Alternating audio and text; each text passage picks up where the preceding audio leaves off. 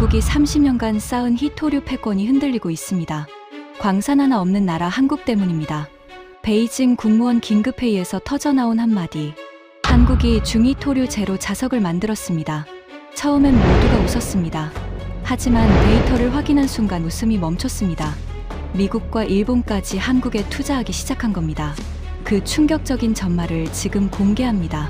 시작하기 전 구독과 좋아요, 그리고 대한민국 화이팅 댓글로 한국을 응원해주세요. 미국이 중국에 145% 관세 폭탄을 투하한 지 정확히 16일째 되는 날이었습니다. 베이징 국무원 3층 전략자원회의실. 오후 2시를 알리는 시계 소리가 울려 퍼졌습니다.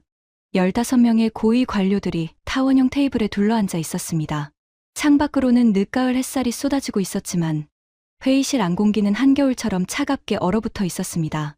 저는 천회희입니다. 베이징 자원전략연구원 부원장으로 희토류 산업을 30년간 분석해온 사람입니다. 오늘 이 자리에 불려온 이유를 저는 정확히 알고 있었습니다.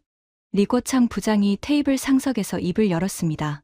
상무부 전략자원국장. 이 방에서 가장 높은 사람이었습니다. 다들 알다시피 미국이 145% 관세를 때렸소. 그의 목소리가 회의실에 무겁게 울렸습니다. 하지만 우리도 가만히 있지 않았지.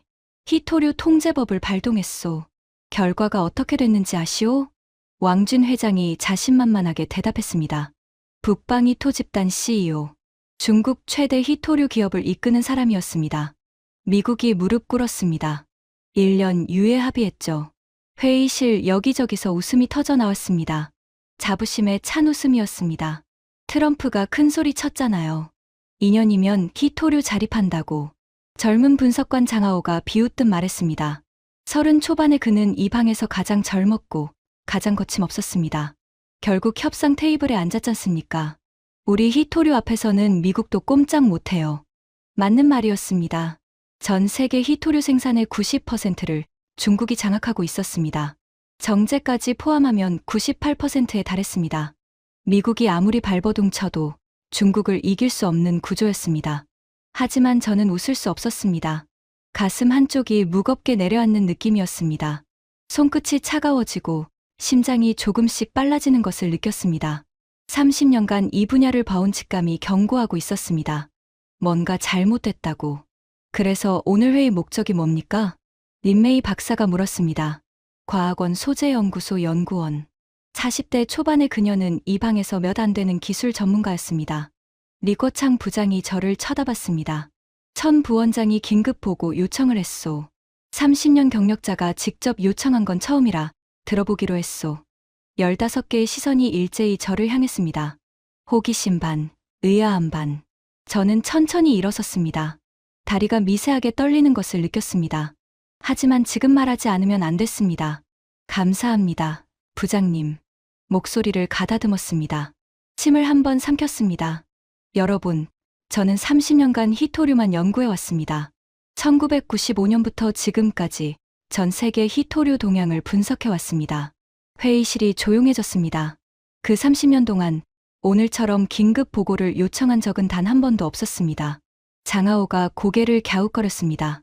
다른 참석자들도 의아한 표정을 지었습니다. 미국 관세요? 그건 예상된 수순이었습니다. 희토류 통제법 발동. 그것도 우리 시나리오대로였습니다. 1년 유예 합의. 완벽한 승리였습니다. 저는 잠시 말을 멈추고 회의실을 둘러봤습니다. 하지만 진짜 위기는 따로 있습니다. 공기가 달라지는 것을 느꼈습니다. 몇몇이 자세를 고쳐 앉았습니다. 그 위기 때문에 오늘 이 자리를 요청한 겁니다. 리궈창 부장이 손가락으로 테이블을 두드렸습니다. 말해 보시오. 뭐가 그리 급하오? 저는 깊게 숨을 들이켰습니다. 이제부터가 진짜였습니다. 부장님, 진짜 위협은 미국이 아닙니다. 회의실이 다시 술렁였습니다. 미국이 아니라고요? 술리 외교관이 눈썹을 치켜 올렸습니다. 외교부 아시아국 과장. 국제 정세에 밝은 그녀였습니다. 그럼 유럽입니까? 일본. 저는 고개를 저었습니다. 한국입니다. 3초. 정확히 3초간 회의실이 완벽하게 조용했습니다. 그리고 폭소가 터졌습니다. 한국이요? 장하오가 웃음을 참지 못하고 터뜨렸습니다. 어깨가 들썩였습니다. 천 부원장님, 농담이시죠? 한국에 희토류 광산이 있기는 합니까? 왕준 회장도 피식 웃었습니다. 주름진 눈가에 조롱이 가득했습니다. 제가 알기로 한국 희토류 매장량은 거의 제로에 가깝습니다. 맞아요. 수입 의존도가 80%가 넘잖아요. 다른 참석자가 거들었습니다. 그것도 대부분 우리한테서 사가는 거고요. 웃음소리가 회의실을 가득 채웠습니다. 저를 향한 시선에는 동정과 의아함이 뒤섞여 있었습니다. 마치 정신 나간 사람을 보는 눈빛이었습니다. 삼성이 반도체 만들 때 희토류 어디서 가져옵니까? 장하오가 손가락을 세워가며 말했습니다. 현대가 전기차 모터 만들 때 자석은 어디서 삽니까? 전부 우리한테서 사가는 겁니다. 한국이 우리를 위협한다. 술리 외교관이 코웃음을 쳤습니다. 우리 손바닥 안에 있는 나라잖아요. 희토류 수출만 끊으면 한국 산업 전체가 멈춥니다. 맞는 말이었습니다. 객관적 사실이었습니다. 한국은 희토류 광산이 없었습니다. 수입 의존도가 80%를 넘었습니다. 그중 대부분이 중국산이었습니다. 하지만 여러분 말씀이 모두 맞습니다. 저는 침착하게 대답했습니다. 손이 떨리지 않도록 테이블 위에 올려놓았습니다. 한국에는 광산이 없습니다. 수입 의존도도 높습니다. 지금 당장은 우리 손바닥 안에 있는 것도 사실입니다. 그런데 왜 위협이라는 겁니까? 리거창 부장이 물었습니다. 웃음기가 가시지 않은 목소리였지만 그래도 들어보겠다는 태도였습니다. 저는 프레젠테이션 리모컨을 집어들었습니다. 화면에 한 장의 사진이 떴습니다. 이것이 뭔지 아십니까? 작은 금속 조각이었습니다. 손톱보다 조금 큰 크기, 은빛으로 빛나고 있었습니다. 자석 아닙니까? 린메이 박사가 대답했습니다. 맞습니다. 네오디뮴 연구 자석입니다. 전기차 모터에 들어가는 핵심 부품이죠. 저는 다음 슬라이드로 넘겼습니다. 이 자석을 만들려면 중희토류가 필요합니다. 디스프로슘, 터뷴 같은 원소들이요. 고온에서 자기력을 유지하려면 반드시 들어가야 합니다. 당연한 이야기 아닙니까? 왕준 회장이 지루하다는 듯 말했습니다. 그래서 전 세계가 우리한테 의존하는 거죠. 중희토류 생산량의 98%가 우리 손에 있으니까. 맞습니다. 지금까지는요. 저는 강조했습니다. 하지만 한국이 중희토류 없는 연구자석을 만들었습니다. 회의실이 다시 술렁였습니다. 하지만 이번에는 웃음이 아니었습니다. 의아함에 가까운 반응이었습니다. 중희토류 없이요? 린메이 박사가 눈을 가늘게 떴습니다. 그게 가능합니까? 내열성을 어떻게 잡죠? 불가능합니다. 장하오가 단호하게 끊었습니다. 물리학적으로 한계가 있어요. 중희토류 없이 180도에서 자기력 유지하는 건 불가능합니다. 전 세계가 수십 년간 도전했지만 다 실패했잖아요. 일본도 15년간 시도했습니다. 술리 외교관이 덧붙였습니다. 2010년 센카쿠 사태 이후로 죽어라 연구했는데 결국 60%까지만 줄이는데 그쳤어요. 완전 제거는 못했습니다. 미국은요? 독일은요? 다른 참석자들도 거들었습니다. 전부 실패했습니다. 대체 기술 개발 포기하고 광산 확보 경쟁으로 돌아섰잖아요. 저는 고개를 끄덕였습니다. 맞습니다. 미국도 실패했고, 일본도 실패했고, 독일도 실패했습니다. 그런데 한국은 성공했다고요? 장하오가 비웃듯 물었습니다. 미국, 일본, 독일이 못한 걸 한국이 해냈다. 그 한국이요? 네. 저는 단호하게 대답했습니다. 그 한국이 해냈습니다. 회의실에 잠깐 정적이 흘렀습니다. 그리고 더 큰 웃음이 터져 나왔습니다. 천 부원장님. 왕준 회장이 눈물을 닦으며 말했습니다. 혹시 한국 정부한테 뭐 받으신 거 아닙니까? 로비라도? 한국 여행 다녀오셨어요? 장하오가 킥킥거렸습니다. K-팝 좋아하시나 봐요. BTS 팬이세요? 저의 얼굴이 달아올랐습니다. 분노가 치밀어 올랐습니다. 하지만 참았습니다. 감정적으로 대응하면 지는 거였습니다. 농담하는 게 아닙니다. 목소리를 낮추고 또박또박 말했습니다. 대한민국 DGIST라는 연구소가 있습니다. 대구 경북과학기술원이라고 하죠. 이곳에서 중희토류 사용량을 80% 줄이는 기술을 개발했습니다. 80%요? 린메이 박사가 눈썹을 치켜 올렸습니다. 그녀만은 조금 다른 반응이었습니다. 작년에 국제학술지에 발표됐습니다. 검증된 데이터입니다. 80% 줄이는 거랑 제로는 다르잖아요. 장하오가 끼어들었습니다. 20%는 여전히 필요하다는 거 아닙니까? 그래서 다른 연구팀이 더 나아갔습니다. 저는 다음 슬라이드를 띄웠습니다. LG이노텍과 한국재료연구원 공동연구팀. 이들이 중이토류 제로 연구자석을 개발했습니다. 화면에 논문 표지가 떴습니다. 영어로 된 학술지였습니다. 제로요? 완전 제로? 네. 중이토류를 단 1g도 사용하지 않고 기존과 동등한 성능을 달성했습니다. 회의실 분위기가 미묘하게 바뀌기 시작했습니다. 몇몇은 여전히 웃고 있었지만 린메이 박사를 비롯한 몇 명은 진지한 표정으로 변했습니다. 린메이 박사가 잠시 생각에 잠겼습니다. 동등한 성능이라면 자기력과 내열성이 모두 유지된다는 건가요? 자기력과 내열성이 모두 유지된다는 건가요? 네. 자기력 13.8kA, 내열성 섭씨 180도. 기존 중이토류 첨가 자석과 거의 동일합니다. 저는 데이터를 화면에 띄웠습니다. 숫자들이 나열됐습니다. 이건 실험실 수준이겠죠? 왕준 회장이 콧방귀를 뀌었습니다. 양산은 못할 겁니다. 비용도 엄청 들 테고. 성림첨단산업이라는 회사가 있습니다. 저는 대답했습니다. 경북 현풍에 위치한 기업입니다. 이 회사가 국내 최초로 히토류 연구자석 대량 생산 공장을 완공했습니다. 대량 생산이요? 연간 1000톤 생산 능력입니다. 숫자가 화면에 떴습니다. 1000톤이면 전기차 약 50만 대에 들어가는 모터 자석을 만들 수 있는 양입니다.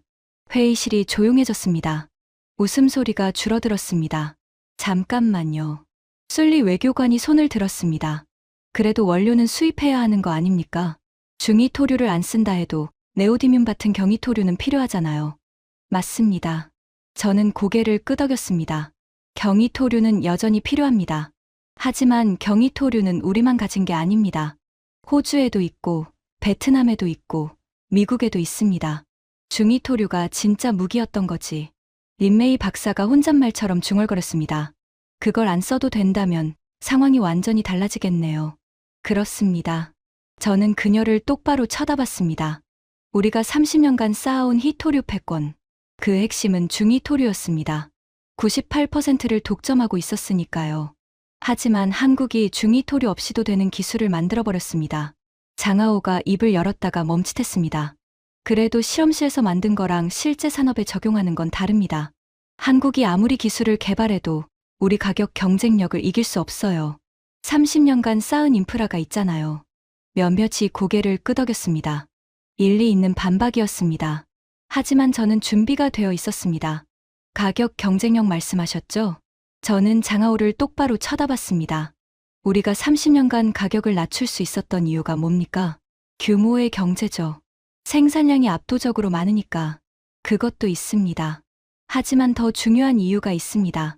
저는 새로운 슬라이드를 띄웠습니다. 히토류 정제 과정 사진이었습니다. 회색 폐수가 흘러가는 모습이 찍혀 있었습니다. 환경 비용입니다. 환경 비용이요? 히토류 정제 과정에서 엄청난 환경오염이 발생합니다. 독성 폐수, 방사성 물질, 토양 오염. 선진국들이 히토류 생산을 포기한 이유가 바로 이겁니다. 왕준 회장의 표정이 살짝 굳어졌습니다. 불편한 주제였기 때문입니다. 우리는 그 비용을 감수했습니다. 네이먼구 자치구, 장시성, 스촨성. 사람이 별로 살지 않는 오지에 정제시설을 짓고 환경오염 처리 비용을 최소화했습니다. 그게 경쟁력이 된 거죠. 리거창 부장이 말했습니다.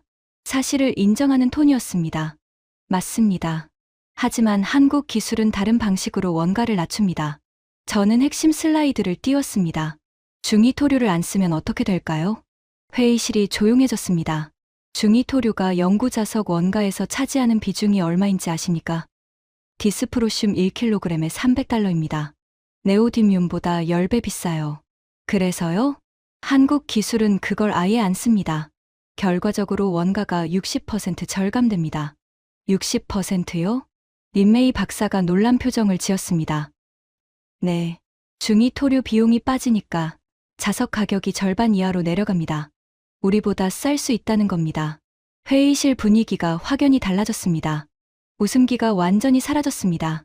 잠깐만요. 왕준 회장이 손을 들었습니다. 표정이 심각해져 있었습니다. 우리보다 싸다고요? 그게 말이 됩니까? 우리는 30년간 인프라를 쌓았습니다. 규모의 경제가 있습니다.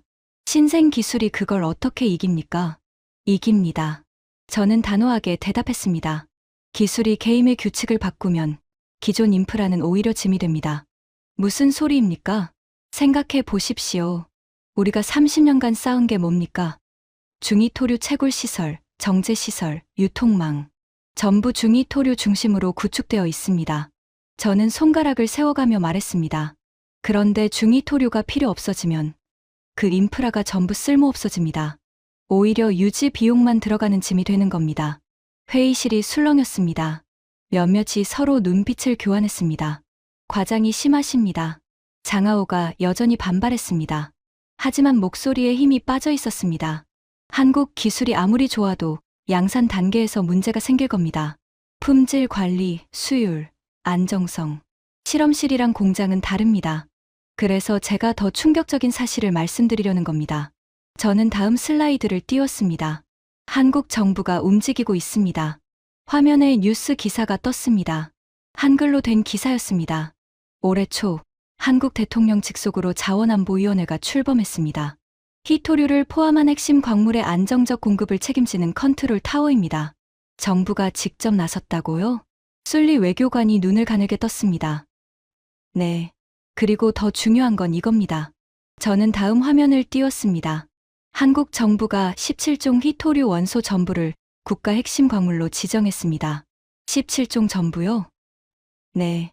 당장 많이 쓰이는 것만 관리하는 게 아니라 미래에 중요해질 원소까지 미리 대비하겠다는 겁니다. 린메이 박사가 조용히 노트북을 열었습니다.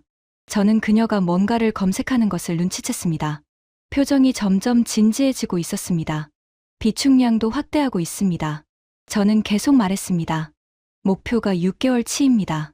우리가 수출을 끊어도 반년은 버틸 수 있는 물량을 쌓아두겠다는 거죠. 리궈창 부장이 손가락으로 테이블을 두드리며 말했습니다. 6개월이면 우리 압박이 통하지 않는다는 뜻이오? 단기적으로는 그렇습니다. 저는 고개를 끄덕였습니다. 하지만 진짜 문제는 장기적인 겁니다. 저는 마지막 슬라이드를 준비했습니다. 이게 오늘의 핵심이었습니다. 한국은 수입선 다변화도 추진하고 있습니다. 베트남, 호주, 캐나다와 협력하고 있어요. 베트남 광산 개발에 직접 투자하고 있고 현지 정제 시설 건설 프로젝트도 진행 중입니다. 우리를 빼고 공급망을 만들겠다는 거군요. 술리 외교관이 중얼거렸습니다. 맞습니다. 그리고 가장 중요한 건 따로 있습니다. 저는 잠시 말을 멈추고 회의실을 둘러봤습니다. 모든 시선이 저를 향하고 있었습니다. 한국은 우리와 정면 승부를 피하고 있습니다. 피한다고요? 네. 광산 확보 경쟁에서는 이길 수 없다는 걸 알고 있어요. 우리가 30년간 쌓은 인프라를 단기간에 따라잡을 수 없다는 것도 알고 있습니다. 저는 목소리를 낮췄습니다. 그래서 다른 판을 짜고 있는 겁니다. 회의실이 숨죽였습니다. 히토류를 적게 쓰는 기술로 수요 자체를 줄인다.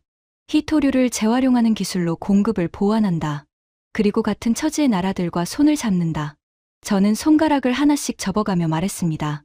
이 세 가지를 조합해서 우리 의존도를 낮추는 겁니다. 광산 싸움이 아니라 기술 싸움으로 전환하는 거예요. 장하오가 뭔가 말하려다 입을 다물었습니다. 그리고 기술 싸움에서는 한국이 유리합니다. 저는 단호하게 말했습니다. 한국은 반도체 세계 1위입니다.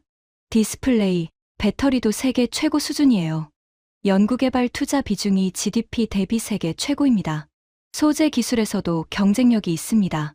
회의실이 무거운 침묵에 빠졌습니다. 천 부원장, 리궈창 부장이 천천히 입을 열었습니다. 표정을 읽기 어려웠습니다. 지금 하는 말이 한국이 우리 히토류 패권을 무너뜨릴 수 있다는 건가?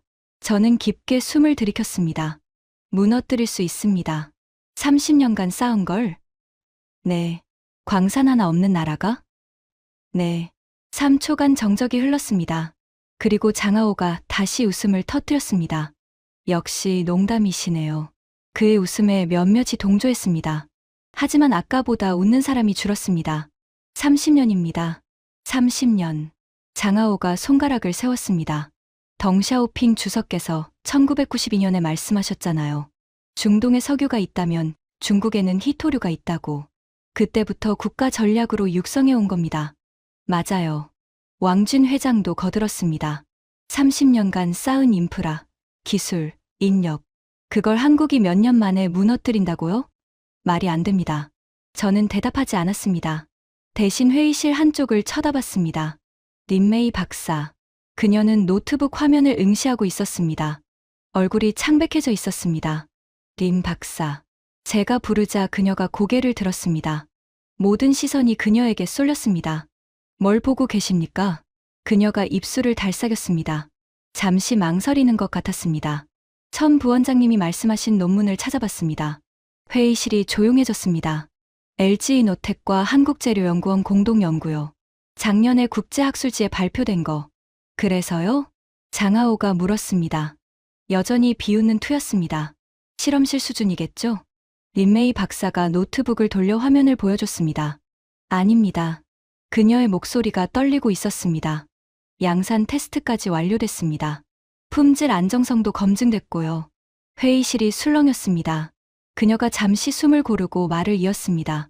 그리고 원가 절감 효과가 최대 60%라는 것도 사실입니다. 정적이 흘렀습니다. 저는 리꼬창 부장을 쳐다봤습니다. 그의 손가락이 테이블을 두드리는 속도가 빨라져 있었습니다. 부장님, 제가 말했습니다.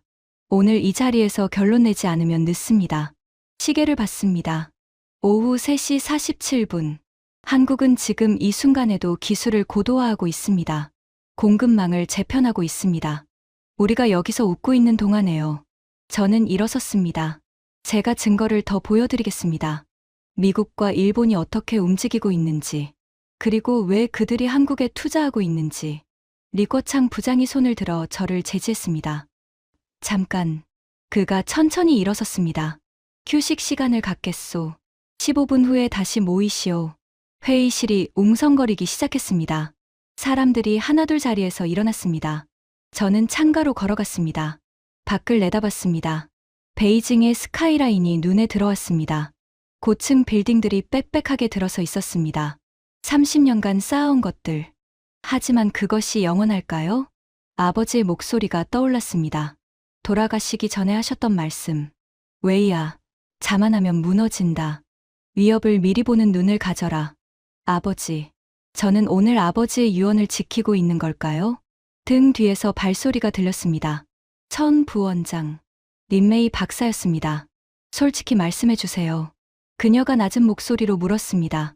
한국 기술이 정말로 우리를 위협할 수 있습니까? 저는 그녀를 똑바로 쳐다봤습니다. 린 박사. 네. 아까 검색하면서 뭘 느꼈습니까? 그녀가 입술을 깨물었습니다. 무서웠습니다. 저는 고개를 끄덕였습니다. 저도 그랬습니다. 처음 그 논문을 봤을 때 창밖을 다시 바라봤습니다. 하지만 진짜 무서운 건 따로 있습니다. 뭔데요? 미국과 일본이 한국에 투자하고 있다는 겁니다. 15년간 혼자 노력하던 일본이, 세계 최강 대국 미국이 한국 기술에 돈을 넣고 있습니다. 린메이 박사의 얼굴이 더 창백해졌습니다. 그 이야기는 2부에서 하겠습니다. 저는 시계를 봤습니다. 15분 휴식이 끝나면요. 린메이 박사가 고개를 끄덕이고 자리로 돌아갔습니다. 저는 다시 창밖을 바라봤습니다. 30년 전 아버지가 이 건물에서 덩샤오핑 주석께 보고서를 올렸습니다. 중동에 석유가 있다면 중국에는 히토류가 있습니다. 그 한마디가 중국 히토류 전략의 시작이었습니다. 하지만 아버지는 다른 말씀도 하셨습니다. 어떤 우위도 영원하지 않다. 기술이 규칙을 바꾸면 모든 것이 뒤집힐 수 있다. 아버지, 오늘 저는 그 말씀을 증명해야 합니다. 이 방에 있는 14명을 설득해야 합니다. 그렇지 않으면 30년간 쌓은 모든 것이 무너질 수 있습니다. 저는 주먹을 꽉 쥐었습니다. 아직 시작에 불과합니다. 진짜 싸움은 지금부터입니다. 15분 후 회의실에 다시 사람들이 모였습니다. 휴식 시간 동안 분위기가 달라져 있었습니다. 아까보다 웃는 사람이 줄었습니다. 몇몇은 스마트폰을 들여다보며 뭔가를 검색하고 있었습니다. 리꼬창 부장이 자리에 앉으며 입을 열었습니다. 계속하시오, 천 부원장. 저는 고개를 끄덕이고 프레젠테이션을 다시 시작했습니다. 아까 말씀드린 내용을 정리하겠습니다. 한국이 중위토류 제로 연구자석 기술을 개발했습니다. 성능은 기존과 동등하고 원가는 60% 절감됩니다. 잠깐만요. 장하오가 손을 들었습니다. 아까보다 진지한 표정이었습니다. 휴식 시간 동안 뭔가 생각을 정리한 것 같았습니다. 저도 검색을 좀 해봤습니다. 회의실 시선이 그에게 쏠렸습니다. 한국 기술이 중위 토류를 안 쓴다는 건 알겠습니다. 하지만 성능 문제가 있을 겁니다. 어떤 성능 문제요? 내열성이요. 장하오가 자신감 있게 말했습니다. 연구 자석은 고온에서 자기력이 약해집니다. 그래서 중위 토류를 넣는 거잖아요. 디스프로슘이 고온 환경에서 자기력을 유지시켜 주니까. 맞습니다. 저는 고개를 끄덕였습니다. 그런데 중위 토류 없이 어떻게 내열성을 잡습니까? 장하오가 손가락을 세웠습니다. 전기차 모터는 섭씨 180도까지 올라갑니다. 풍력 발전기 내부도 마찬가지고요. 중위 토류 없이 그 온도를 버틸 수 있습니까? 좋은 질문이었습니다. 핵심을 찌르는 반박이었습니다. 장 분석관. 저는 그를 똑바로 쳐다봤습니다. 휴식 시간에 검색하셨으면 답도 찾으셨을 겁니다. 그의 표정이 살짝 굳어졌습니다. 한국 연구팀이 어떻게 해결했는지 말씀드리겠습니다. 저는 새로운 슬라이드를 띄웠습니다. 기술 다이어그램이 나타났습니다. 결정립계 확산 기술이라고 합니다. 결정립계 확산이요? 린메이 박사가 몸을 앞으로 숙였습니다. 기술 전문가다운 반응이었습니다. 네. 쉽게 설명하면 이렇습니다. 저는 손가락으로 화면을 가리키며 말했습니다. 기존에는 중위 토류를 자석 전체에 골고루 섞었습니다. 하지만 한국 연구팀은 다른 방식을 썼어요. 자석 표면에만 특수 코팅을 입힌 겁니다. 표면에만요? 네. 자석 입자 사이사이에 나노 단위로 합금층을 만들었습니다. 이 합금층이 고온에서 자기력 손실을 막아줍니다. 하지만 중위 토류 없이 그게 됩니까? 장하오가 여전히 의심스러운 표정으로 물었습니다. 됩니다. 한국 연구팀은 중위 토류 대신 구리와 알루미늄 기반 합금을 사용했습니다. 훨씬 저렴한 재료죠. 저는 데이터 화면을 띄웠습니다. 실제 테스트 결과입니다. 섭씨 180도에서 자기력 유지율.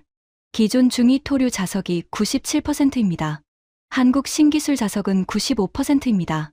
2% 차이네요. 왕준 회장이 말했습니다.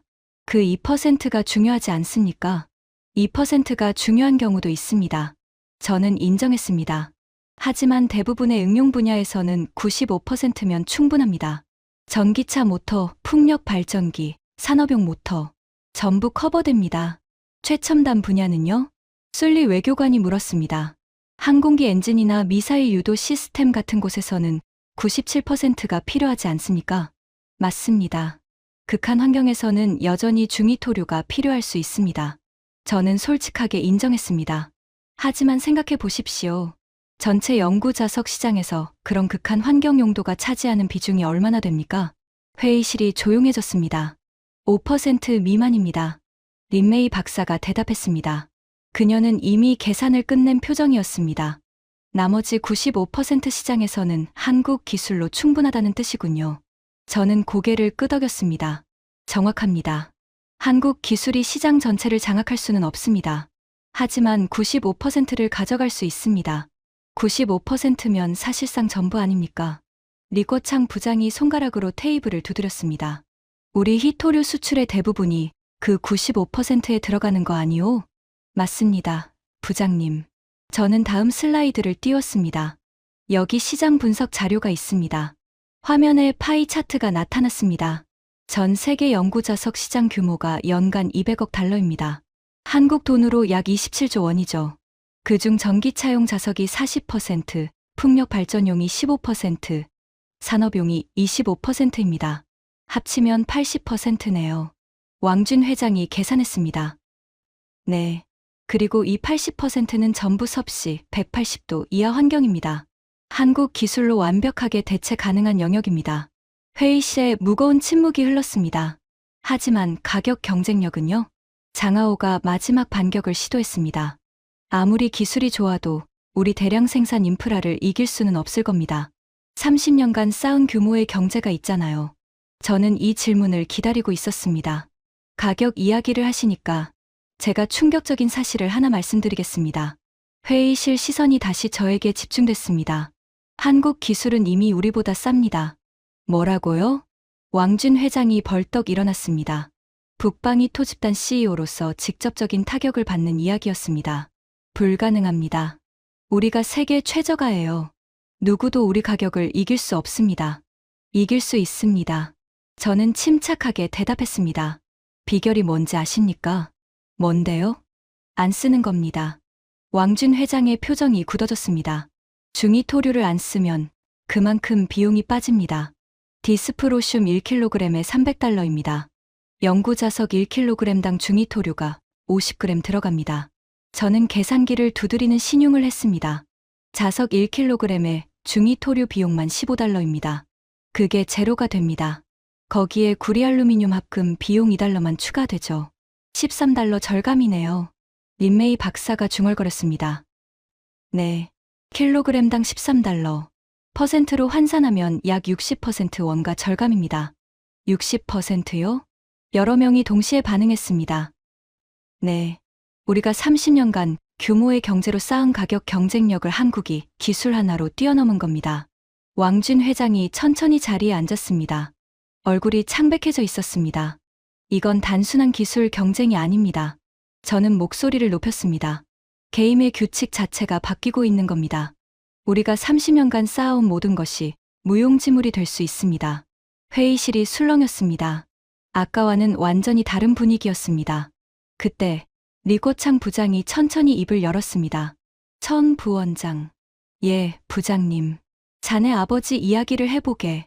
예상치 못한 질문이었습니다. 저는 잠시 말문이 막혔습니다. 아버지요? 자네 아버지가 1992년에 덩샤오핑 주석께 보고서를 올렸다고 들었소. 히토류 전략의 기초를 만든 분이라고. 저는 가슴이 뜨거워지는 것을 느꼈습니다. 맞습니다, 부장님. 그 이야기를 좀 해보게. 왜 자네가 이렇게까지 한국을 경계하는지 배경을 알고 싶소. 저는 깊게 숨을 들이켰습니다. 이제 개인적인 이야기를 해야 할 때였습니다. 제 아버지는 천중민이라고 합니다. 회의실이 조용해졌습니다. 몇몇 나이 든 참석자들의 눈이 커졌습니다. 천중민이라면 혹시 자원부 차관을 지내신 분입니까? 리거창 부장이 물었습니다. 아시는군요. 저는 고개를 끄덕였습니다. 1992년 아버지가 덩샤오핑 주석께 직접 보고서를 올렸습니다. 제목이 중국 히토류 전략 보고서였습니다. 저는 잠시 말을 멈추고 숨을 골랐습니다. 30년 전 이야기를 꺼내는 것이 쉽지 않았습니다. 그때 아버지 나이가 38이었습니다. 지금 제 나이보다 20살 젊었죠. 하지만 아버지는 미래를 내다보는 눈이 있었습니다. 어떤 내용이었습니까? 린메이 박사가 조심스럽게 물었습니다. 핵심은 간단했습니다. 저는 아버지의 말씀을 떠올렸습니다. 중동에 석유가 있다면 중국에는 히토류가 있다. 그 유명한 말이 천 차관님 보고서에서 나온 거였군요. 왕준 회장이 중얼거렸습니다. 네, 아버지가 처음 쓴 표현입니다. 덩 주석께서 그 표현을 좋아하셔서 공식 연설에서 사용하신 거죠. 저는 창밖을 바라봤습니다. 아버지는 그 보고서에서 히토류가 미래 산업의 핵심이 될 거라고 예측했습니다. 전자제품, 자동차, 항공기, 무기체계, 모든 분야에서 히토류가 필수가 될 거라고. 정확한 예측이었네요. 리거창 부장이 고개를 끄덕였습니다. 맞습니다. 30년이 지난 지금 아버지의 예측은 모두 현실이 됐습니다. 스마트폰 하나에 히토류가 15종이 들어갑니다. 전기차 한 대에 1kg이 필요합니다. F-47 전투기에는 408kg이 들어가요. 저는 회의실을 둘러봤습니다. 아버지가 그 보고서를 올리고 나서 중국은 히토류 산업 육성에 올인했습니다. 채굴 기술, 정제 기술, 가공 기술. 30년간 천문학적 투자를 쏟아부었죠. 결과는 성공이었소. 리거창 부장이 말했습니다. 세계 시장 점유율 90%, 정제 시장 점유율 98%. 어느 나라도 우리 없이는 첨단 산업을 할 수 없게 됐습니다. 맞습니다. 저는 고개를 끄덕였습니다. 아버지의 전략이 성공한 겁니다. 하지만 아버지는 성공 후에도 경고를 멈추지 않으셨습니다. 어떤 경고요? 아버지가 2015년에 쓰신 마지막 보고서가 있습니다. 저는 목소리를 낮췄습니다.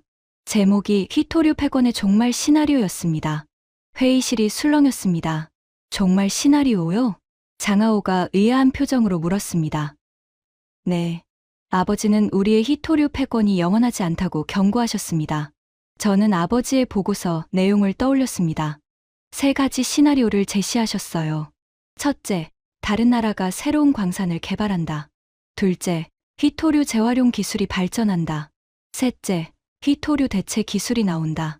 첫 번째와 두 번째는 어느 정도 대비가 되어 있죠. 왕준 회장이 말했습니다. 호주나 미국이 광산을 개발해도 우리 정제시설 없이는 소용없습니다. 재활용도 아직 경제성이 안 나오고요. 맞습니다. 아버지도 그렇게 보셨어요. 첫째와 둘째는 시간이 오래 걸린다고. 하지만 셋째는 다르다고 하셨습니다. 저는 목소리를 높였습니다.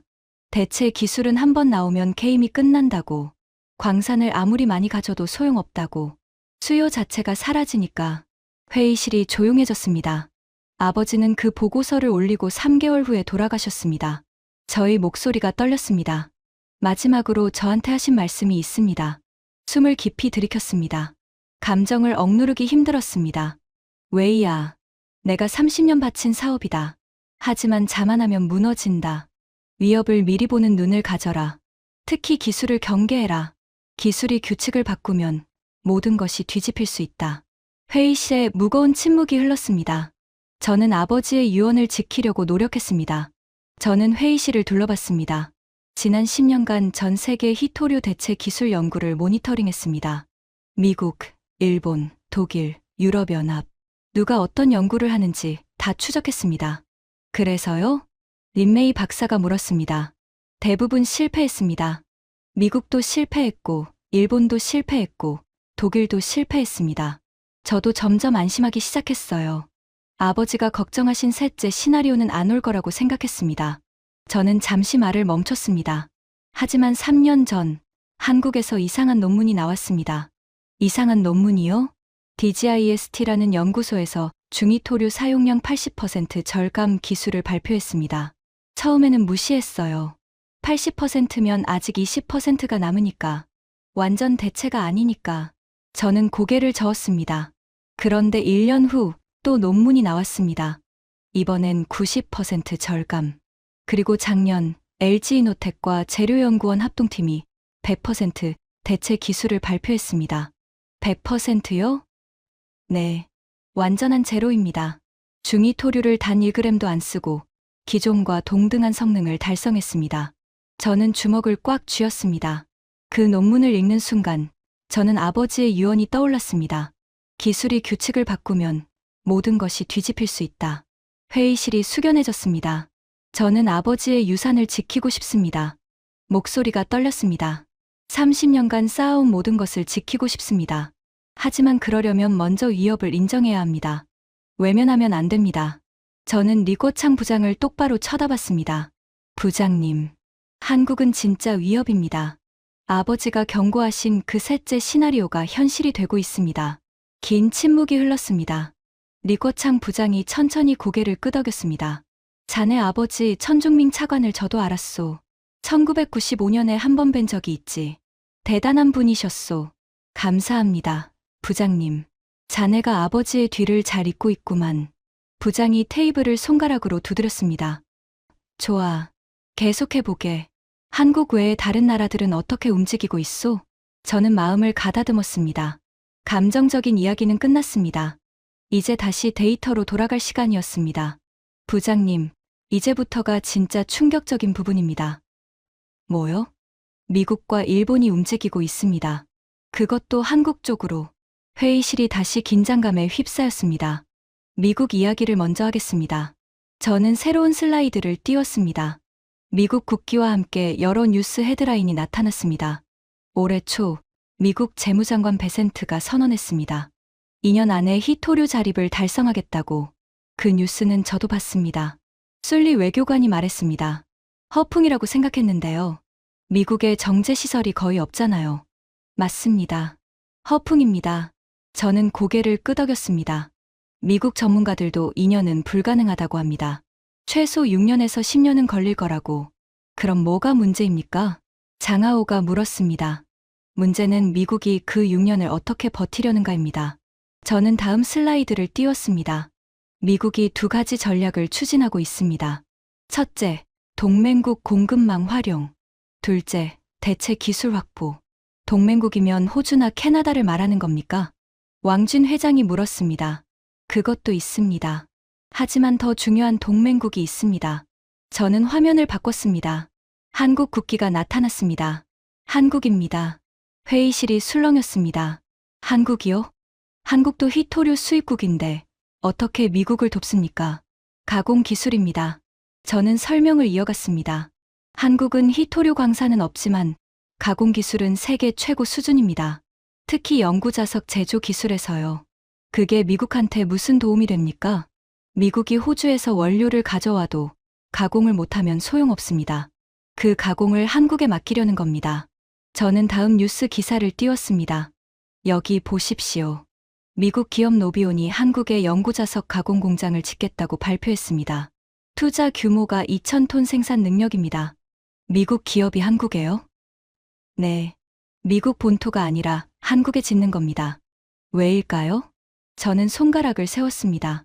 첫째, 한국 기술이 앞서 있으니까. 둘째, 한국 인력이 우수하니까. 셋째, 한국이 우리한테서 벗어나려고 하니까. 한국이 탈중국 허브가 되겠다는 거군요. 린메이 박사가 중얼거렸습니다. 정확합니다. 저는 고개를 끄덕였습니다. 한국은 지금 히토류 가공 허브를 목표로 하고 있습니다. 광산은 호주나 베트남에서, 가공은 한국에서, 완제품은 전 세계로. 이런 구조를 만들려는 겁니다. 우리를 완전히 빼고요? 술리 외교관이 날카롭게 물었습니다. 네. 우리를 빼고 새로운 공급망을 만들려는 겁니다. 회의실 분위기가 무거워졌습니다. 일본은요? 리거창 부장이 물었습니다. 일본은 어떻게 움직이고 있소? 저는 일본 관련 슬라이드를 띄웠습니다. 일본 이야기가 더 충격적입니다. 왜요? 일본은 15년간 히토류 자립을 위해 노력해왔습니다. 2010년 센카쿠 열도 사태 기억하시죠? 우리가 히토류 수출을 제한했던 때요. 네. 그때 일본이 큰 충격을 받았습니다. 도요타 공장이 멈출 뻔했죠. 그 이후로 일본은 히토류 탈중국에 올인했습니다. 저는 데이터를 보여줬습니다. 2010년 일본의 대중국 히토류 의존도가 90%였습니다. 15년간 죽어라 노력해서 60%까지 낮췄습니다. 30%포인트 낮춘 거네요. 네. 15년 걸려서 30%포인트입니다. 연간 2%포인트씩 낮춘 거죠. 저는 잠시 말을 멈췄습니다. 하지만 60%에서 더 이상 못 내려갑니다. 왜요? 중히토류 때문입니다. 저는 손가락을 세웠습니다. 일본이 경히토류는 어느 정도 대체했습니다. 호주, 베트남에서 수입선을 다변화했죠. 하지만 중히토류는 우리밖에 없습니다. 전 세계 생산량의 98%가 우리 손에 있으니까. 그래서 60%에서 막힌 거군요. 린메이 박사가 고개를 끄덕였습니다. 맞습니다. 일본이 15년간 수천억 엔을 투자했지만 중히토류 앞에서는 한계가 있었습니다. 저는 잠시 숨을 골랐습니다. 그런데 한국 기술이 나왔습니다. 회의실이 긴장했습니다. 중히토류 제로 자석 기술. 일본이 15년간 해결 못한 문제를 한국이 풀어버린 겁니다. 일본 반응이 어땠습니까? 리거창 부장이 물었습니다. 처음에는 무시했습니다. 한국이 뭘 알겠냐고. 하지만 데이터가 나오자 태도가 바뀌었습니다. 저는 일본 언론 기사를 띄웠습니다. 니혼게이자이 신문 기사입니다. 제목이 한국 히토류 기술, 일본 15년 노력을 무색하게 하다입니다. 일본 언론이 한국을 인정했다고요? 장하오가 놀란 표정으로 물었습니다. 네. 더 충격적인 건 다음입니다. 저는 다음 슬라이드를 띄웠습니다. 일본 기업들이 한국 기술 도입을 검토하고 있습니다. 뭐라고요? 여러 명이 동시에 반응했습니다. TDK, 시네스화학, 히타치 금속, 일본 3대 연구자석 기업입니다. 이들이 한국 기술 라이선스를 검토하고 있다는 소식이 있습니다. 일본이 한국한테 기술을 사겠다고요? 왕준 회장이 믿기 어렵다는 표정으로 물었습니다. 아직 확정은 아닙니다. 하지만 협의가 진행 중이라는 건 확실합니다. 저는 목소리를 낮췄습니다. 생각해 보십시오. 일본이 한국한테 기술을 사려고 합니다. 반도체에서 한국한테 밀린 일본이 이제 히토류에서도 한국을 인정하는 겁니다. 회의실이 술렁였습니다. 이건 단순한 기술 문제가 아닙니다. 저는 목소리를 높였습니다. 동북아 세력 판도가 바뀌는 겁니다. 한국이 히토류 기술 강국으로 떠오르면 미국과 일본이 한국을 중심으로 뭉칩니다. 우리를 빼고요. 리거창 부장의 표정이 굳어졌습니다. 포스코 이야기도 해야겠군요. 그가 중얼거렸습니다. 부장님도 아시는군요. 저는 고개를 끄덕였습니다. 포스코와 미국 기업 리엘리먼트가 합작한다는 뉴스요. 네. 한국 포스코가 미국에 히토류 가공 공장을 짓습니다. 미국 기업과 합작으로요. 저는 마지막 슬라이드를 띄웠습니다. 여기 보십시오. 한국, 미국, 일본, 호주, 캐나다. 이들이 히토류 동맹을 만들고 있습니다. 우리를 빼고 새로운 공급망을 구축하는 겁니다. 회의실에 무거운 침묵이 흘렀습니다. 이게 현실입니다. 저는 단호하게 말했습니다. 우리가 여기서 한국을 비웃고 있는 동안 세계는 움직이고 있습니다. 한국을 중심으로. 잠깐만요. 장하오가 손을 들었습니다. 아까와는 다르게 진지한 표정이었습니다. 천 부원장님 말씀은 알겠습니다. 한국 기술이 대단하다는 것도요. 하지만 한 가지 의문이 있습니다. 말씀해 보십시오. 이게 다 사실이라면 왜 우리 정보망에 안 잡힌 겁니까? 좋은 질문이었습니다. 핵심을 찌르는 반박이었습니다. 저희 상무부도, 과학원도, 정보기관도 한국 기술 동향을 모니터링하고 있습니다. 그런데 왜 천 부원장님만 이렇게 위기감을 느끼십니까? 몇몇이 고개를 끄덕였습니다. 같은 의문을 가지고 있었던 것 같습니다. 두 가지 이유가 있습니다. 저는 침착하게 대답했습니다. 첫째, 우리가 보고 싶은 것만 봤습니다. 무슨 뜻이죠? 한국 기술 뉴스가 나와도 대부분 무시했습니다. 실험실 수준이겠지. 양산은 못할 거야. 가격 경쟁력이 없을 거야. 이런 식으로 자기 합리화를 한 겁니다. 저는 회의실을 둘러봤습니다. 오늘 이 회의실에서도 처음에 다들 그랬잖아요. 한국이요? 광산도 없는데. 이렇게 웃었습니다. 몇몇이 고개를 숙였습니다. 둘째, 한국이 조용히 움직였습니다. 조용히요? 네. 한국은 대대적으로 발표하지 않았습니다. 언론 플레이도 안 했고 국제 무대에서 으스대지도 않았습니다. 그냥 묵묵히 기술을 개발하고 공장을 짓고 공급망을 확보했습니다. 저는 손가락을 세웠습니다. 2010년 센카쿠 사태 때 일본이 어떻게 했는지 기억나십니까? 난리를 쳤죠. WTO에 제소하고 국제사회에 호소하고 언론에 대대적으로 보도했습니다. 기억납니다. 술리 외교관이 고개를 끄덕였습니다. 우리가 오히려 국제적으로 비난받았죠. 맞습니다. 그래서 한국은 다른 전략을 택한 겁니다. 조용히, 그러나 확실하게. 소리 없이 칼을 가는 거죠. 회의실이 조용해졌습니다. 그리고 한 가지 더 보여드릴 게 있습니다. 저는 새로운 슬라이드를 띄웠습니다. 이게 뭔지 아십니까? 화면에 정부 문서가 나타났습니다. 한글로 되어 있었습니다. 한국 정부의 히토류 전략 로드맵입니다. 어떻게 구했습니까? 리거창 부장이 물었습니다. 공개 자료입니다. 한국은 이런 것도 투명하게 공개합니다. 저는 문서 내용을 설명했습니다. 한국 정부가 세 가지 목표를 세웠습니다. 첫째, 2027년까지 히토류 수입 의존도를 50%로 낮춘다. 둘째, 2030년까지 중히토류 완전 자립을 달성한다. 셋째, 2035년까지 히토류 기술 수출국이 된다. 수출국이요? 왕준 회장이 놀란 표정으로 물었습니다. 네, 한국이 히토류를 수출하겠다는 겁니다. 물론 원료가 아니라 기술을요.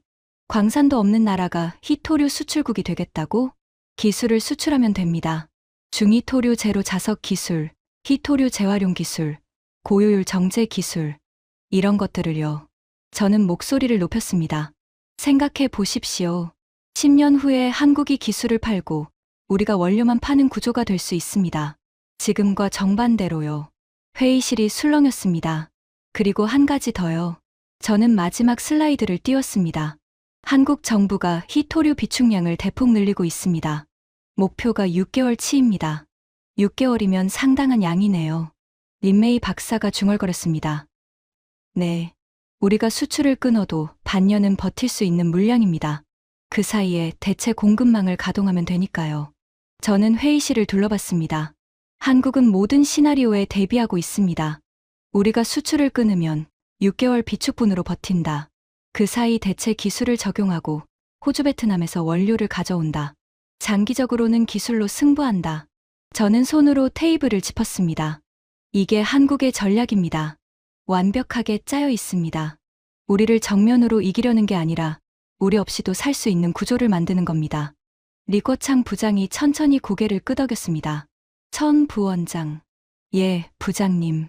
자네 말을 들으면 들을수록 한 가지 의문이 생기오. 뭔가요? 우리는 왜 이런 대비를 안 했소? 회의실이 조용해졌습니다. 무거운 질문이었습니다. 솔직히 말씀드리겠습니다. 저는 깊게 숨을 들이켰습니다. 자만했습니다. 자만이요? 네. 우리가 30년간 쌓은 것에 취해 있었습니다. 세계 점유율 90%, 정제 98% 독점. 이 숫자에 도취해서 미래를 안 본 겁니다. 저는 목소리를 낮췄습니다. 아버지가 경고하셨습니다. 자만하면 무너진다고. 하지만 저도 어느 순간 안심하고 있었습니다. 한국 기술이 나오기 전까지는. 회의실에 무거운 침묵이 흘렀습니다. 하지만 아직 늦지 않았습니다. 저는 목소리를 높였습니다. 한국 기술이 양산 단계에 들어가기 전에 우리가 먼저 대응해야 합니다. 어떻게요? 장하오가 물었습니다. 더 이상 비웃음이 없었습니다. 그건 다음에 말씀드리겠습니다. 먼저 한 가지만 더 보여드릴 게 있습니다. 저는 마지막 슬라이드 세트를 준비했습니다. 한국이 왜 이렇게 빠르게 움직일 수 있었는지 그 비결을 말씀드리겠습니다. 여러분, 한 가지 질문을 드리겠습니다. 저는 회의실을 둘러봤습니다. 한국은 왜 희토류 광산이 없는데도 기술 개발에 성공했을까요? 몇몇이 고개를 갸웃거렸습니다. 연구개발 투자가 많아서 아닐까요? 린메이 박사가 대답했습니다. 그것도 있습니다. 하지만 핵심은 다른 데 있습니다. 저는 새로운 슬라이드를 띄웠습니다. 한국은 우리와 정면 승부를 피했습니다. 피했다고요? 네. 광산 확보 경쟁에서는 이길 수 없다는 걸 처음부터 알았습니다. 우리가 30년간 쌓은 인프라를 단기간에 따라잡을 수 없다는 것도요. 저는 손가락을 세웠습니다. 그래서 다른 판을 짠 겁니다. 다른 판이요? 네. 한국의 전략을 정리하면 이렇습니다. 저는 화면에 3가지 전략을 띄웠습니다. 첫째, 희토류를 적게 쓰는 기술. 수요 자체를 줄이는 겁니다. 중희토류 제로 자석 같은 거군요. 맞습니다. 둘째, 희토류를 재활용하는 기술. 새로 캐는 대신 있는 걸 다시 쓰는 겁니다. 재활용이 경제성이 있습니까? 왕준 회장이 물었습니다. 아직은 아닙니다. 하지만 한국이 기술 개발 중입니다. 5년 내로 경제성을 확보할 거라고 합니다. 저는 3번째 전략을 가리켰습니다. 셋째, 같은 처지의 나라들과 손을 잡는 겁니다. 미국, 일본, 호주, 캐나다, 유럽연합, 전부 우리 희토류에 의존하는 나라들이죠. 희토류 동맹을 만드는 거군요. 술리 외교관이 중얼거렸습니다. 정확합니다. 한국이 그 동맹의 기술 허브가 되려는 겁니다. 저는 화면을 바꿨습니다. 세계 지도가 나타났습니다. 지금 이런 구도가 만들어지고 있습니다. 원료는 호주와 캐나다에서, 가공은 한국에서, 소비는 미국과 유럽에서.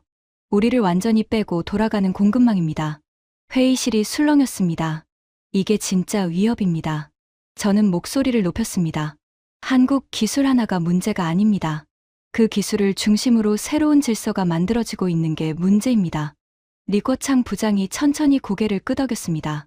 자네 말이 맞는 것 같소. 회의실이 조용해졌습니다. 모든 시선이 부장에게 쏠렸습니다. 솔직히 처음에는 자네가 과장한다고 생각했소. 한국이 우리를 위협한다. 30년 패권이 무너진다. 웃기는 소리라고. 부장이 테이블 위에 손을 올려놓았습니다. 하지만 데이터를 보니 생각이 달라지오. 미국과 일본이 움직이고 있다는 게 특히 그렇소. 저는 가슴이 뛰는 것을 느꼈습니다. 드디어 들리기 시작하는 건가.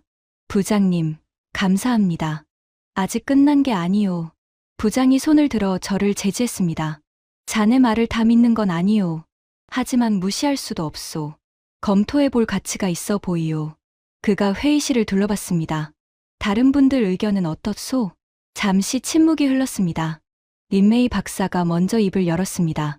저는 천 부원장님 말씀에 동의합니다. 몇몇이 놀란 표정으로 그녀를 쳐다봤습니다. 휴식 시간에 논문을 찾아봤습니다. 한국 기술이 사실이에요. 데이터가 명확합니다. 그녀가 노트북을 들어보였습니다.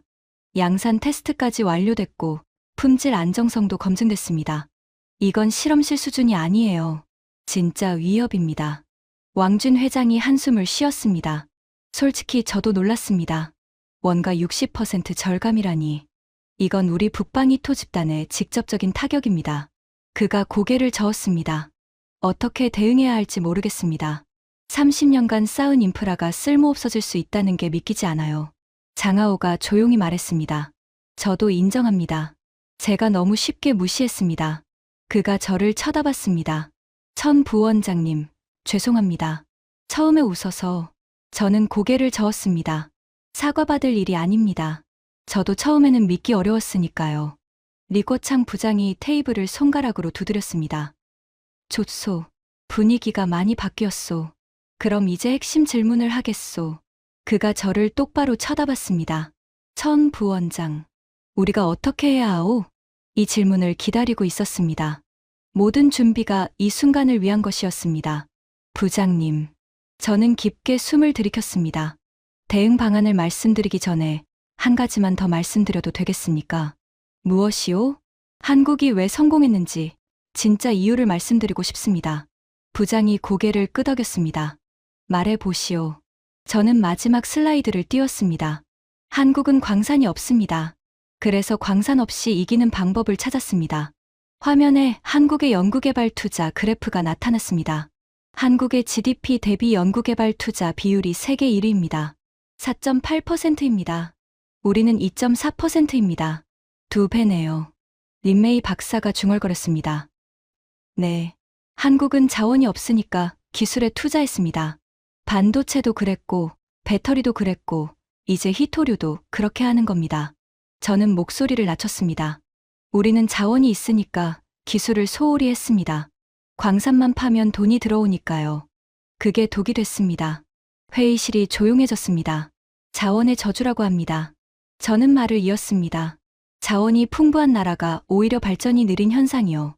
자원에 기대니까 기술 개발을 안 하고, 기술 개발을 안 하니까 경쟁력이 떨어지고, 경쟁력이 떨어지니까 자원 가격이 떨어지면 망하는 거죠. 우리가 그 함정에 빠졌다는 겁니까? 리거창 부장이 물었습니다. 빠지기 시작했습니다. 아직 늦지는 않았습니다. 저는 단호하게 말했습니다. 하지만 지금 바꾸지 않으면 10년 후에는 정말 늦습니다. 부장이 천천히 고개를 끄덕였습니다. 알겠소. 대응 방안을 들어보겠소. 저는 드디어 마지막 파트로 넘어갈 수 있게 됐습니다. 하지만 그 전에 한 가지가 남아 있었습니다. 부장님, 대응 방안을 말씀드리기 전에 마지막으로 한 가지만 보여드리겠습니다. 뭐요? 저는 화면을 바꿨습니다.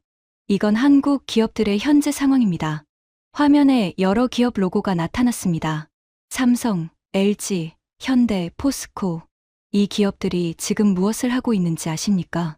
뭘 하고 있소? 준비하고 있습니다. 히토류 독립을요. 저는 하나씩 설명했습니다. 삼성전자, 반도체 장비에 들어가는 히토류를 줄이는 연구를 하고 있습니다. LG에너지 솔루션, 배터리 양극재의 히토류 의존도를 낮추는 기술을 개발 중입니다. 현대자동차, 전기차 모터에 중히토류 제로 자석을 적용하는 테스트를 시작했습니다. 포스코, 미국의 히토류 가공 공장을 짓고 있습니다. 회의실이 술렁였습니다. 한국의 대기업들이 전부 움직이고 있습니다. 정부만 움직이는 게 아니에요. 민간도 같이 가고 있습니다. 저는 목소리를 높였습니다. 이게 한국의 힘입니다. 정부와 기업이 한 방향으로 움직이는 겁니다. 위기의식을 공유하고 같은 목표를 향해 달리는 겁니다. 리거창 부장이 손가락으로 테이블을 두드렸습니다. 우리는 왜 그렇게 못하오? 저는 대답하지 않았습니다. 대답하기 어려운 질문이었습니다. 아니, 대답 안 해도 돼요. 부장이 한숨을 쉬었습니다. 우리 문제는 우리가 알고 있소. 부처 간 칸막이, 기업 간 경쟁, 단기 성과 중심. 그런 것들이 발목을 잡고 있지. 그가 회의실을 둘러봤습니다.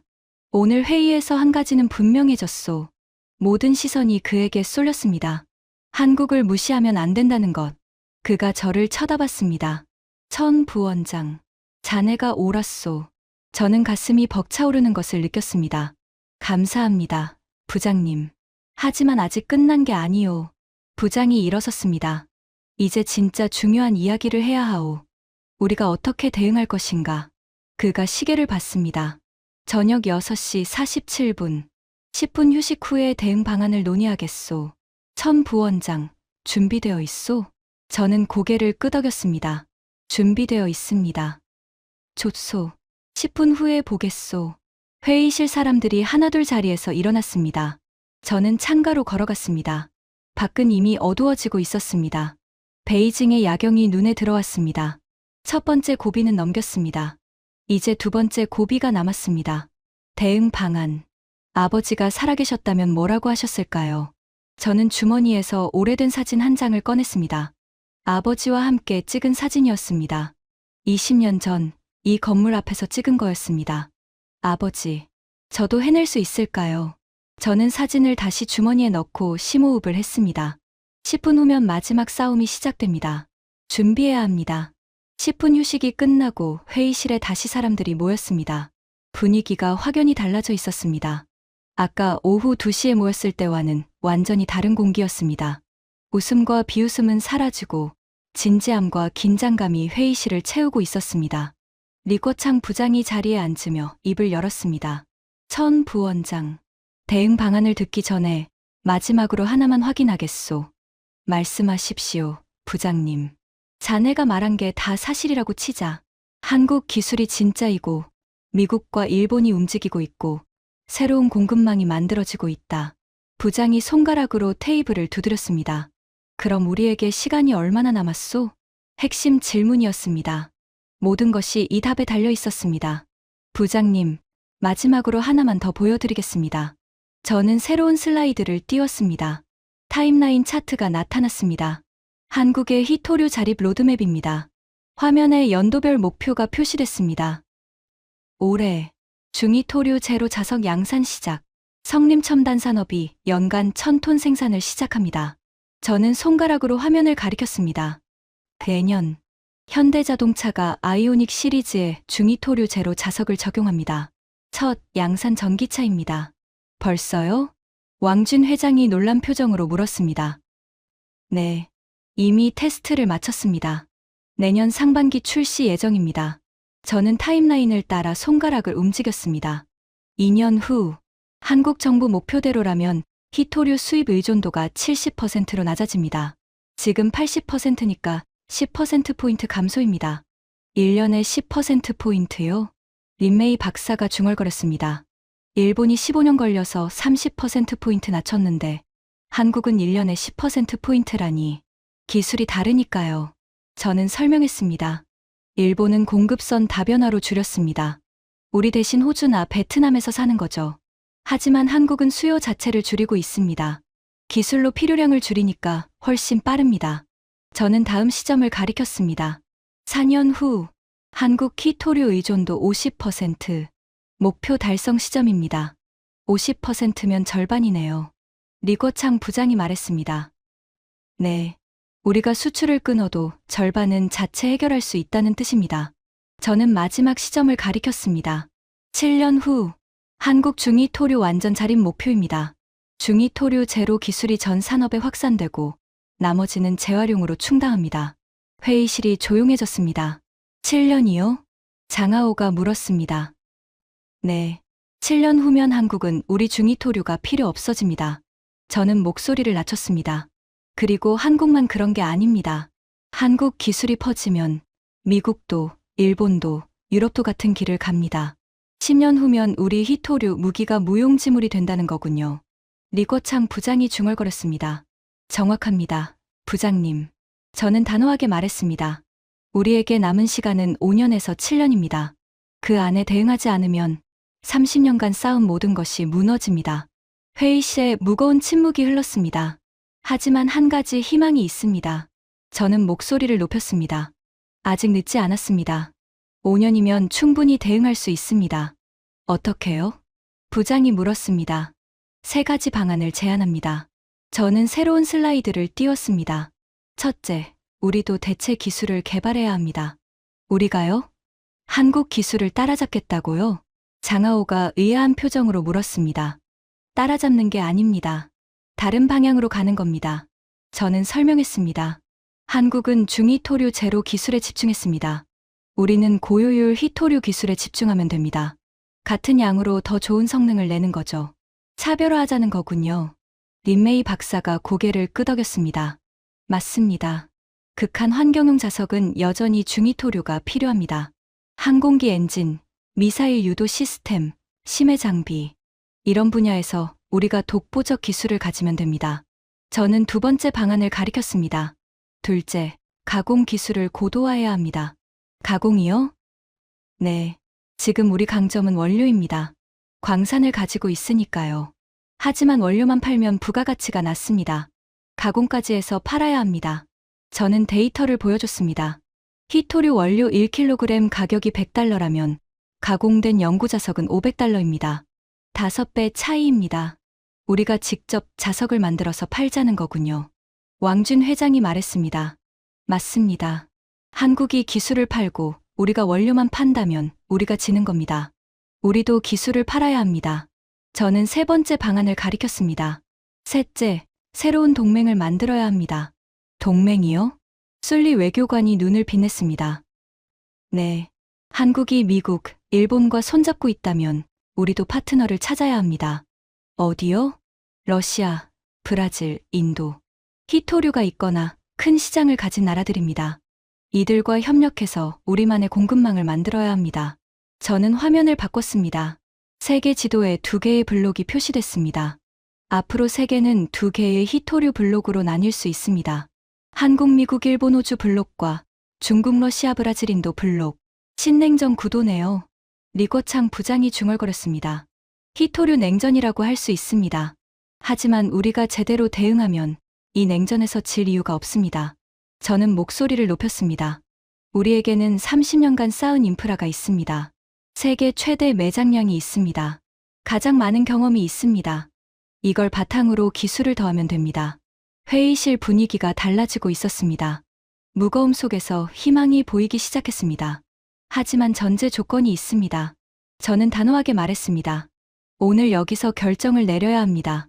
한국을 위협으로 인정하고 대응을 시작해야 합니다. 저는 회의실을 둘러봤습니다. 아까 오후 2시에 제가 한국 이야기를 꺼냈을 때 다들 웃었습니다. 그건 자연스러운 반응이었습니다.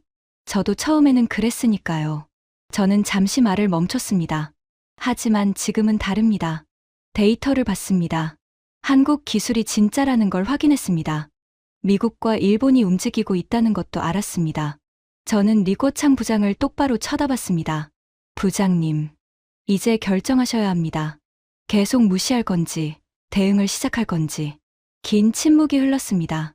회의실의 모든 시선이 리거창 부장에게 쏠렸습니다. 부장이 천천히 일어섰습니다. 천 부원장. 리거창 부장의 목소리가 회의실에 울려 퍼졌습니다. 예, 부장님. 자네 아버지 천중밍 차관을 내가 직접 뵌 건 1995년이었소. 예상치 못한 이야기였습니다. 저는 조용히 귀를 기울였습니다. 그때 나는 상무부 신입 관료였소. 히토류가 뭔지도 잘 몰랐지. 그런데 어느 날 자네 아버지가 우리 부서에 강연을 오셨소. 부장이 창밖을 바라봤습니다. 그때 자네 아버지가 한 말이 아직도 기억나오. 중국의 미래는 히토류에 달려있다고. 지금은 아무도 모르지만 10년 후에는 전 세계가 우리 히토류를 원할 거라고. 그가 고개를 돌려 저를 쳐다봤습니다. 다들 웃었소. 나도 웃었지. 흙 속에 묻힌 광물이 뭐가 그리 대단하냐고. 하지만 자네 아버지는 흔들리지 않았소. 저는 가슴이 뜨거워지는 것을 느꼈습니다. 자네 아버지가 마지막에 이렇게 말했소. 여러분이 웃는 건 괜찮습니다. 하지만 10년 후에도 웃을 수 있을지는 두고 보십시오. 부장이 손으로 테이블을 짚었습니다. 10년이 지나고 자네 아버지 말이 맞았소. 히토류는 전략 자원이 됐고 우리는 세계를 쥐락펴락하게 됐소. 회의실이 숙연해졌습니다. 오늘 자네를 보면서 자네 아버지가 떠올랐소. 부장이 말했습니다. 30년 전에도 다들 웃었소. 오늘도 다들 웃었지. 하지만 자네 아버지가 옳았듯이 자네도 오를 수 있소. 저는 말없이 고개를 숙였습니다. 천 부원장. 부장이 단호하게 말했습니다. 자네 말을 받아들이겠소. 회의실의 작은 술렁임이 일었습니다. 한국이 위협이라는 것, 대응이 필요하다는 것, 인정하겠소. 부장이 회의실을 둘러봤습니다. 다른 분들 의견은 어떻소? 잠시 침묵이 흘렀습니다. 린메이 박사가 먼저 입을 열었습니다. 저는 처음부터 천 부원장님 말씀에 일리가 있다고 생각했습니다. 데이터가 명확합니다. 대응이 필요합니다. 왕준 회장이 한숨을 쉬며 말했습니다. 솔직히 받아들이기 어렵습니다. 30년간 쌓은 것이 흔들릴 수 있다는 게. 하지만 현실을 직시해야겠죠. 북방이 토집단도 변화가 필요합니다. 술리 외교관이 고개를 끄덕였습니다. 외교적으로도 준비가 필요합니다. 새로운 동맹을 구축하고 기존 관계를 재점검해야 합니다. 마지막으로 장하오가 조용히 말했습니다. 저는 오늘 많은 것을 배웠습니다. 그가 저를 쳐다봤습니다. 천 부원장님, 처음에 웃어서 죄송합니다. 제가 무지했습니다. 저는 고개를 저었습니다. 사과받을 일이 아닙니다. 장 분석관. 오히려 감사합니다. 날카로운 질문들이 제 논지를 더 명확하게 만들어줬습니다. 리꼬창 부장이 테이블을 손으로 쳤습니다. 좋소. 의견이 모아진 것 같소. 그가 선언하듯 말했습니다. 오늘부터 한국 히토류 기술을 공식 위협으로 지정하겠소. 상무부 차원에서 대응 태스크포스를 구성하겠소. 회의실에 긴장된 기대감이 흘렀습니다. 천 부원장. 예, 부장님. 자네가 그 태스크포스를 이끌어 주시오. 자네 아버지가 30년 전에 히토류 전략을 만들었듯이 자네가 앞으로 30년의 전략을 만들어 주시오. 저는 가슴이 벅차올랐습니다. 눈시울이 뜨거워졌습니다. 부장님, 감사합니다. 목소리가 떨렸습니다. 최선을 다하겠습니다. 부장이 고개를 끄덕였습니다. 자네 아버지도 기뻐하실 거요. 저는 더 이상 말을 잇지 못했습니다. 30년 전 아버지가 이 자리에 섰을 때의 심정이 어땠을지 조금은 알 것 같았습니다. 부장이 시계를 봤습니다. 밤 8시 23분. 오늘 회의는 여기서 마무리하겠소. 구체적인 대응 방안은 다음 주에 다시 논의하겠소. 사람들이 하나둘 자리에서 일어났습니다. 저는 창가에 서서 밖을 바라봤습니다. 베이징의 야경이 반짝이고 있었습니다. 천 부원장님. 등 뒤에서 목소리가 들렸습니다. 린메이 박사였습니다. 오늘 수고 많으셨습니다. 감사합니다. 린 박사. 부원장님 아버지 이야기를 들으면서 많이 생각했습니다. 그녀가 창밖을 함께 바라보며 말했습니다. 30년 전에 아버지분이 씨앗을 심으셨고 오늘 부원장님이 경고의 목소리를 내셨네요. 대를 이어 나라를 위하는 모습이 대단합니다. 저는 쓴웃음을 지었습니다. 아버지라면 뭐라고 하셨을까요? 아들이 아버지가 쌓은 걸 스스로 흔드는 셈이니까요. 아니에요. 린메이 박사가 고개를 저었습니다. 부원장님은 아버지분이 쌓은 걸 지키려는 거예요. 위협을 미리 보고 대비하라고 하셨잖아요. 그게 진짜 아버지분의 유산을 잇는 거 아닐까요? 저는 그녀의 말을 곱씹었습니다. 맞는 말이었습니다. 아버지는 히토류 패권을 만들었습니다. 하지만 그보다 더 중요한 건 위협을 미리 보는 눈을 가르쳐 주신 거였습니다. 고맙습니다. 린 박사. 아니에요. 오늘 많이 배웠습니다. 그녀가 회의실을 나가려다 멈췄습니다. 참, 한 가지 궁금한 게 있어요. 뭔가요? 부원장님은 한국을 어떻게 생각하세요? 적인가요? 어려운 질문이었습니다. 저는 잠시 생각했습니다. 적이라기보다는 경쟁자라고 생각합니다. 경쟁자요? 네. 한국은 자기 살기를 찾은 거예요. 광산이 없으니까 기술로 승부한 거죠. 그걸 탓할 수는 없습니다. 저는 창밖을 바라봤습니다. 오히려 배워야 한다고 생각해요. 한국이 어떻게 불리한 상황을 뒤집었는지. 우리도 언젠가 그런 상황에 처할 수 있으니까요.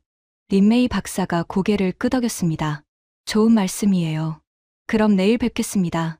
네, 내일 뵙겠습니다. 그녀가 나가고 회의실에 저 혼자 남았습니다. 저는 주머니에서 아버지 사진을 다시 꺼냈습니다. 아버지, 오늘 저도 해냈습니다. 30년 전 아버지가 하셨던 것처럼 아무도 듣지 않으려는 이야기를 했습니다. 처음에는 다들 웃었지만 결국 들어줬습니다. 아버지가 심은 씨앗을 제가 지키겠습니다. 하지만 방식은 다를 거예요. 아버지는 자원으로 승부하셨습니다. 저는 기술로 승부하겠습니다. 세상이 바뀌었으니까요. 자원을 가진 나라가 이기는 시대는 끝나가고 있습니다. 기술을 가진 나라가 이기는 시대가 오고 있습니다. 한국이 그걸 증명했습니다. 광산 하나 없는 나라가 기술 하나로 30년 패권을 흔들고 있습니다. 우리도 변해야 합니다. 자원에 기대지 말고 기술에 투자해야 합니다. 과거에 안주하지 말고 미래를 준비해야 합니다. 그게 아버지의 진짜 유산을 잇는 길입니다. 저는 사진을 다시 주머니에 넣고 회의실을 나섰습니다. 복도 끝 창문으로 베이징의 밤하늘이 보였습니다. 별은 보이지 않았지만 고층 빌딩들의 불빛이 별처럼 반짝이고 있었습니다. 30년 전 아버지가 이 복도를 걸었을 때도 이런 풍경이었을까요?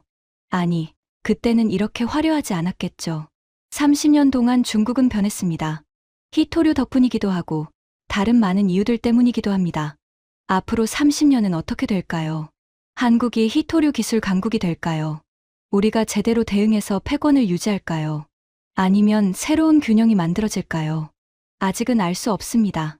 하지만 한 가지는 확실합니다. 오늘 이 회의가 분기점이 될 거라는 것. 30년 후에 누군가가 역사를 쓴다면 오늘을 기록할 겁니다. 중국이 한국의 위협을 처음으로 인정한 날. 변화가 시작된 날. 저는 엘리베이터 버튼을 눌렀습니다. 집에 가서 아버지 재단의 향을 피워야겠습니다. 오늘 있었던 일을 보고 드려야죠. 아버지, 저도 해냈습니다. 이제 시작입니다. 지금까지 광산 하나 없는 대한민국이 기술 하나로 중국의 30년 패권을 흔든 충격적인 이야기였습니다. 자원이 없어도 기술이 있으면 이깁니다. 이것이 대한민국의 방식입니다. 이 이야기가 의미 있으셨다면 주변에 널리 공유해 주세요. 작은 관심이 대한민국의 큰 자부심이 됩니다. 구독과 좋아요도 부탁드립니다. 지금까지 터칭 스토리였습니다. 감사합니다.